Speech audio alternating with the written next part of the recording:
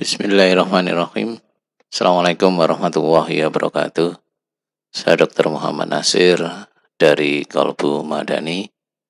Saya sebagai seorang praktisi dokter dan sekaligus peneliti di bidang karakter berbasis kolbu yang berhubungan dengan penyakit-penyakit emergensi, kanker jantung, ginjal, otak, maupun gangguan skizofrenia atau kemunduran mental seseorang, baik yang bersifat genetik atau dari lahir maupun yang didapat.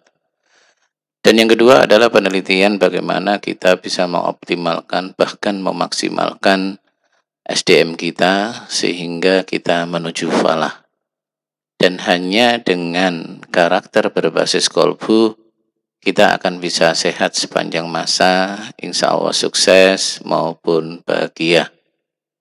Dalam kesempatan ini saya mencoba untuk berbagi memberikan sebuah konsep bahwa kenapa kita seringkali di mana potensi kita di mana kemampuan kita atau semangat kita itu naik turun.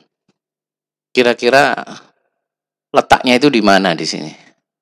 Yang menyebabkan kita itu berada di dalam kondisi seperti itu. Kira-kira di mana? Ya banyak konsep-konsep yang dikemukakan baik di dalam training, di dalam pelatihan maupun kita membaca dari orang-orang yang sukses itu begitu banyaknya variasi pendekatan mereka. Tapi sejauh mana orang yang mempraktekkan itu mampu untuk beristiqomah, sabar, telaten, bahkan mendapatkan berapa persen dari kesuksesan orang tersebut? Kira-kira banyak apa enggak? Insya Allah enggak banyak ya. Lalu bagaimana sebenarnya di dalam konsep yang ditawarkan oleh Islam dalam menjamin atau meyakini bahwa seseorang itu bisa stabil kondisi performanya, kinerjanya, kemampuan ia untuk melakukan sebuah pekerjaan di dalam hidupnya. Saudara-saudaraku, sebenarnya ini sangat basic sekali. Kenapa saya katakan basic? Karena pada saat seseorang itu memahami kalimat yang menjadikan salah satu kita bernilai ibadah dengan membaca apa kalau kita mau mengawali sebuah kegiatan, yakni dengan membaca basmalah. Kalau kita tidak memahami makna daripada basmalah, maka seolah-olah basmalah itu ya sekedar formalitas formalitas. Kalau kita melakukan ini, kita melaksanakan hadis Rasulullah sehingga kita berharap bernilai ibadah. Padahal di dalam kalimat basmalah Bismillahirrahmanirrahim, di situ begitu kuatnya Allah ingin menjadikan manusia itu betul-betul selalu performanya itu adalah maksimal. Gak percaya? Itu betul Kalau orang memahami basmalah itu sudah sebenarnya clear di dalam kehidupannya. Mengapa saya katakan seperti itu?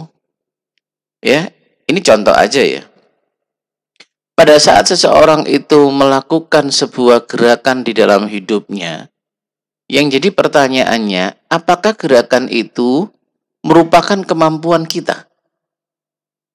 Apakah gerakan itu sesuatu yang bisa kita kontrol?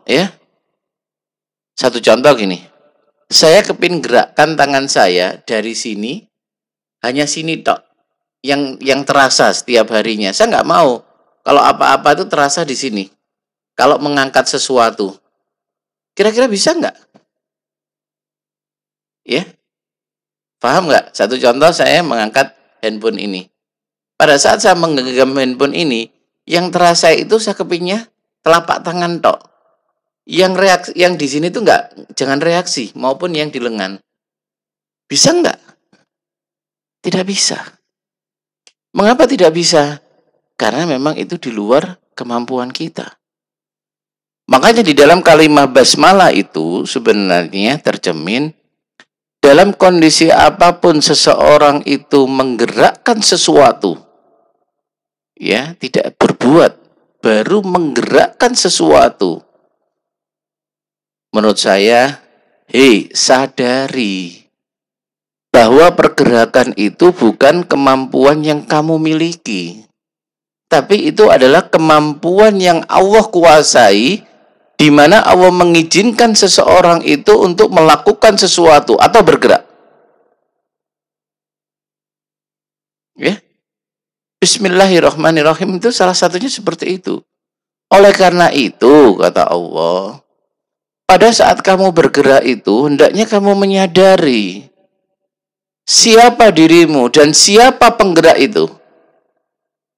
Kalau kamu saja itu tidak mampu untuk menggerakkan, menguasai atas apa-apa yang ada di dalam dirimu, bagaimana kamu bisa sombong meyakini apa yang kamu lakukan itu nanti mampu kamu selesaikan? Untuk itulah kata Allah, mohonlah kepadaku, ikutilah aturanku. Karena dengan mengikutiku dan meyakini posisiku di dalam kehidupanmu, maka akan aku berikan jaminanku atas namaku yang paling agung, yakni Ar-Rahman dan Ar-Rahim di dalam kehidupanmu.